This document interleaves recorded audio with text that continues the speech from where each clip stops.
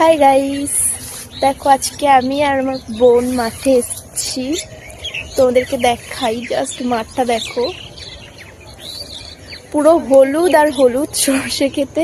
আর এত সুন্দর সর্ষে ফুলের গন্ধ বেরোচ্ছে, কি বলবো, জাস্ট অসাধারণ। আর এখানেও হয়তো কিছু চাষ করবে বলে এটা এরকম করেছে এই জমিটা।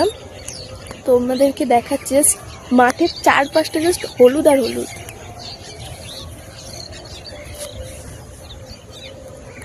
পুরোটা মানে যেখানেই তাকাবে সেখানেই হলুদ। আর এই সময় এই জায়গাটা জাস্ট দারুণ লাগছে।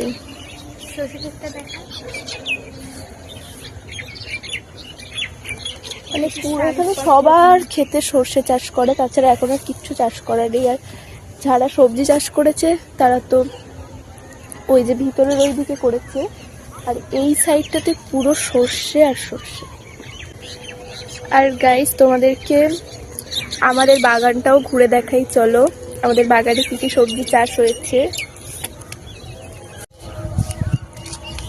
জাস্ট এই দৃশ্যটা দেখো তোমরা, এত সুন্দর লাগছে।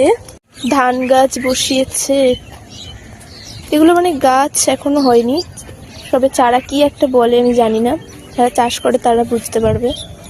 দেখো এই সাইড দিয়ে যে সবজি চাষ করেছে ওই দিদারা, এটা আলু, বাঁধাকপি, আরো অনেক কিছু আছে।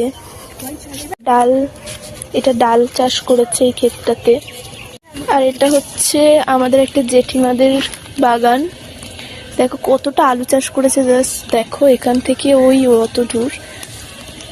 আর পেঁয়াজ কলি, আরো অনেক কিছু চাষ করেছে, অনেক সবজির নাম জানি না, যাই হোক। দেখো এই দেখো, ওটা পেঁয়াজ গাছ, এই যে পেঁয়াজগুলো এখনো অতটাও বড় হয়নি। রসুন গাছও আছে এই যে সাইডে। আর এই যে বাঁধাকপি, এটা হচ্ছে ব্রোকলি গাছ, ওইদিকে ওলকপি, ওই সাইডে টমেটো, পালং শাক আছে, এই যে ফুলকপিও আছে, এখনো হয়নি, নোটে শাক, আরো অনেক ধরনের শাক পাতা আছে, মূলো শাক।